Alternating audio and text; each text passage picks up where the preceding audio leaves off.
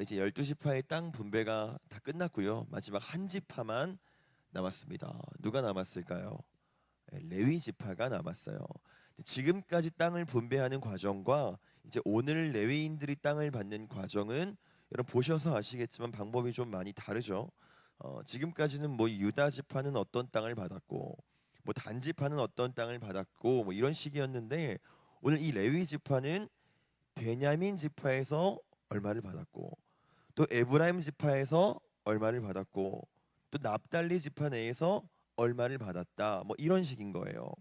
그러니까 다른 방식으로 지금 땅을 분배받고 있죠. 다른 지파들은 한 곳에 몰려 살았지만 레위 지파는 흩어져서 다른 지파의 땅을 일부 분배받아서 지금 사는 구조로 지금 나오고 있는 거예요. 이 이유를 여러분 아마 아실 거예요. 아시죠? 아주 예전에 이스라엘이 민족을 이루기 전에 이 야곱에게 12명의 아들들이 있었는데 그중에 레위가 세 번째 아들이었어요. 그 야곱한테는 딸이 하나 있었습니다. 디나라고 하는 딸인데 디나가 세겜 땅에서 성적으로 아주 수치스러운 일을 당하게 돼요.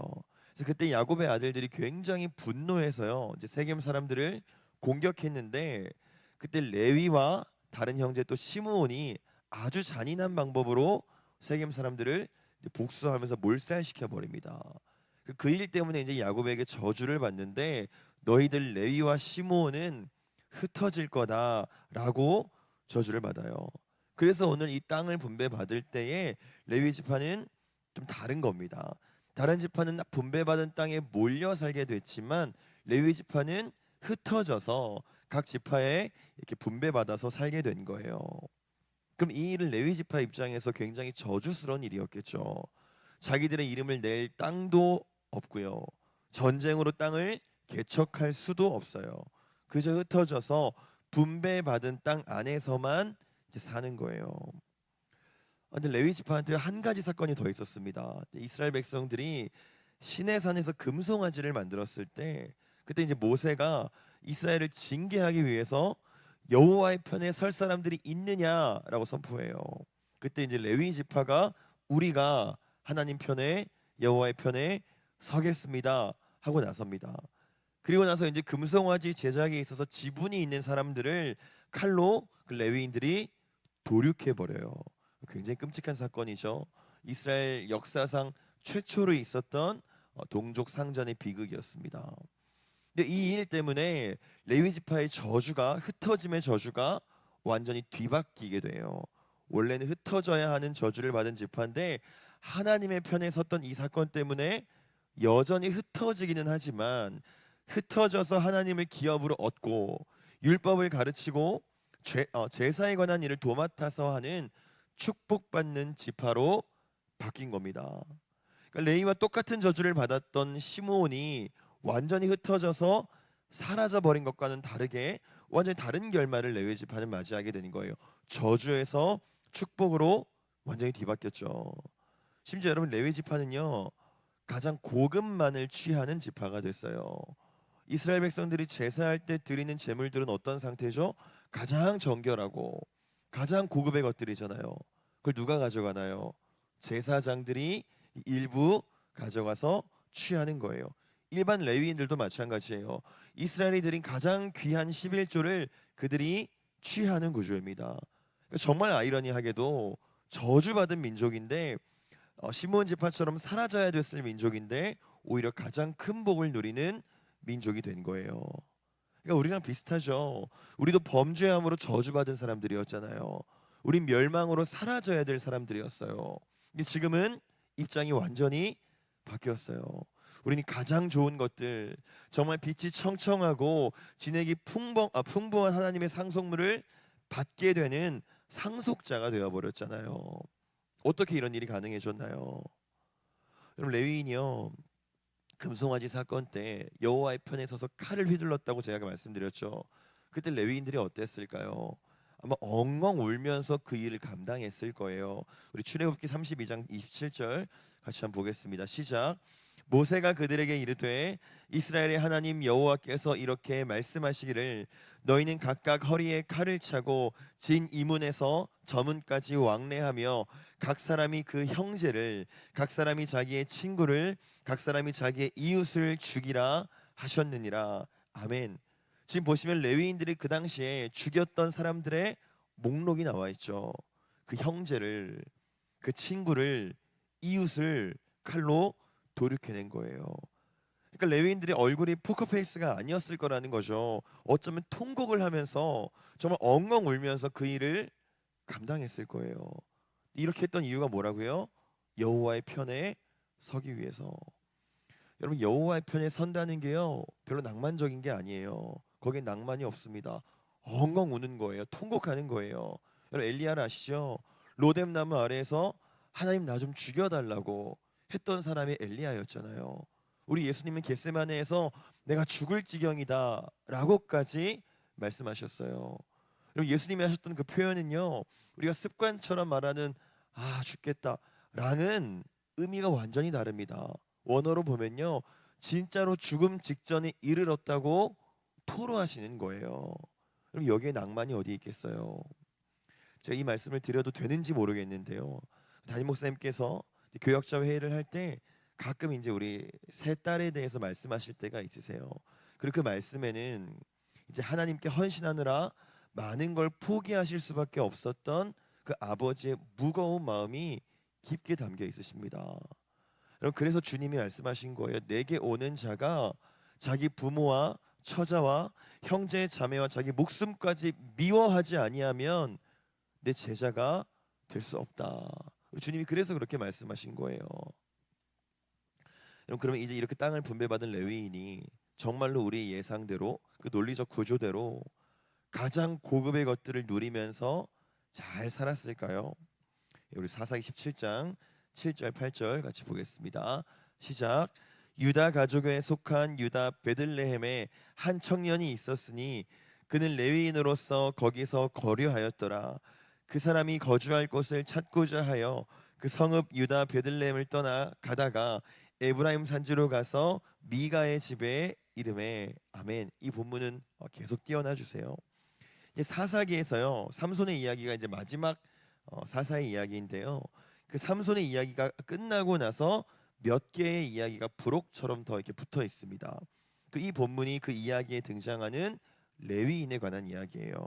근데 시기적으로 보면요, 이제 삼손 이야기가 끝나고 적혀 있기는 하지만 시기적으로 보면 삼손 이후의 시대가 아니라 이제 아마 사사기 초기 시대일 거라고 대부분의 학자들이 추측을 합니다. 물론 그게 아니라고 말하는 사람들도 있지만 아니라고 해도 제가 지금 말씀드릴 내용에는 별로 지장은 없을 거예요. 어쨌든 방금 읽은 본문에 보니까 어떤 레위인이 지금 등장을 하죠. 근데 베들레헴에 속한 레위인이다라고 말하고 있어요. 여러분들 이 사실 하나가요. 베들레헴에 속한 레위인 이 사실 하나가 굉장히 문제가 많은 사실이에요. 오늘 본문을 보시면 이제 레위 지파가 분배받은 땅이 48개의 땅인데요. 근데 그 중에 한번 본문을 보시면서 베들레헴도 있는지 한번 찾아보실 수 있으시겠어요? 제가 시간을 따로 드리진 않을게요. 아마 1시간을 드려도 못 찾으실 거예요. 왜냐하면 베들레헴은 없습니다. 레위 지파가 48개의 땅을 분배받았는데 그 중에 베들레헴은 없어요. 근데 지금 좀 전에 읽은 본문에 보니까 분명히 베들레헴 출신 레위인이라고 되어 있잖아요. 뭐 어떻게 된 걸까요? 이 레위인이요 엉뚱한 데 가서 살고 있었다는 거예요. 우리 여기 계신 어른들 중에 서울 출신이신 분들 별로 안 계시죠? 지방에서 올라오신 분들이 많으실 텐데 왜 올라오셨어요? 여러 가지 이유가 있으시겠지만 먹고 살려고 올라오신 경우가 아마 많을 거예요. 그러니까 한마디로 레위인들이요 지금 엉뚱한 데 가서 살고 있는데 왜 그러냐면 원래 살고 있던 곳에서는 밥을 굶고 있었다는 거예요. 그리고 제가 아까 이 이야기가 아마 사사기 초반일 거라고 말씀드렸죠. 그리고 오늘 우리가 읽은 이 본문이 여호수아의 거의 마지막 부분이에요. 여호수아서 다음 책이 뭐죠? 사사기잖아요. 그러니까 레위인들이 땅을 분배받자마자 거의 곧바로 굶었다는 거예요. 레위인들이 뭐 먹고 산다 그랬죠? 이스라엘이 드린 예물로 먹고 살잖아요. 그럼 이 말은 이스라엘이 예물을 안 드렸다는 거겠죠. 제사를 안 했다는 거예요. 예배를 안 했다는 겁니다. 그래서 지금 오늘 이 레위인이 엉뚱한 데 가서 살고 있는 거예요. 근데 그마저도 먹고 살 길이 막막해서 베들레헴에 살다가 또 거주할 곳을 찾고자 하여 떠돌이 생활을 하고 있는 겁니다. 여러분, 가장 고급진 것들을 누리며 살아야 되는 레위인들이요, 가장 최상품의 것들을 누리며 살아야 되는 레위인들이 정착하지 못하고 떠돌이가 되어버렸어요. 이유가 뭐라고요? 이스라엘이 예배하지 않으니까, 이스라엘이 하나님의 편에 서지 않으니까 레위인이 굶주리게 돼버린 거예요. 레위인이 누군데요? 레위인이 무슨 일을 하는 사람이죠? 제사에 관한 일, 율법을 가르치는 일을 하면서 사람과 하나님의 연결고리 역할을 하는 사람들이에요. 그럼 우리잖아요. 매일매일 하나님께 나를 제물로 올려드리는 제사를 우리가 매일매일 하고 있잖아요. 그리고 그런 우리를 통해서 많은 사람들이 하나님을 알게 되잖아요. 그래서 레위인은 저와 여러분이에요. 그래서 성경에서 분명하게 말합니다. 예수 그리스도로 말미암아 하나님이 기쁘게 받으실 신령한 제사를 드릴 거룩한 제사장이 될지니라. 이건요, 우리한테 하는 말인 거예요. 우리 모든 사람들한테 하는 이야기인 겁니다. 우리가 다 레위 지파라는 거예요. 그럼 이스라엘은 누굴까요? 우리가 이스라엘을 다른 말로 뭐라고 부르죠? 하나님의 백성들이라고 부르죠. 근데 우린 누구예요? 우리도 하나님의 백성이에요. 그럼 이스라엘도 우리네요. 그럼 보세요. 이스라엘이 예배하지 않았더니, 이스라엘이 하나님의 편에 서지 않았더니 레위인이 거주할 곳을 잃어버렸어요. 그리고 방황이 시작됩니다. 이걸 그대로 우리한테 적용해 볼게요. 이스라엘인 내가 예배하지 않으면, 이스라엘인 내가 하나님의 편에 서지 않으면, 이스라엘인 동시에 레위인인 나는요, 거주할 곳을 잃고 방황하게 되는 거예요. 정착지를 잃고 방황하는 인생을 우리가 살게 된다는 겁니다. 우리가 여호와의 편에 서지 않으면 우리는 방황하는 사람들이 될 거라는 거예요. 물론 예물을 드리지 않았던, 예배하지 않았던 그 이스라엘 백성들이 이해가 안 되는 건 아니에요. 이제 막 새로운 땅에 정착을 시작했고 한 번도 정착해 본 적 없는 민족들이잖아요. 얼마나 낯설고 힘들었겠어요. 그들 생각에 예배보다 더 중요한 것들이 얼마든지 있었겠죠. 그래서 하나님 편에 서지 않았어요. 서지 않았더니, 그 일은 좀 밀어놨더니, 밀어도 될 것 같았거든요. 밀어놨더니 가장 최고급을 누려야 했던 레위인이, 그 복을 받은 레위인이 정착지를 잃고 떠돌이가 되는 비극을 맞이하는 거예요. 여러분, 우리는요, 저와 여러분은 여호와의 편에 서 있을 때에야 우리의 모든 저주를 뒤집으시고 최고의 축복을 내어주신 그 복을 그때에야 누릴 수 있는 거예요. 물론 여호와의 편에 선다는 게요, 제가 아까도 말씀드렸지만 그렇게 낭만적인 건 아니에요. 거기엔 눈물이 가득하고 또 때로는 많은 것들을 포기해야 되고 어쩌면 사도 바울처럼 고난 투성이일 수도 있습니다.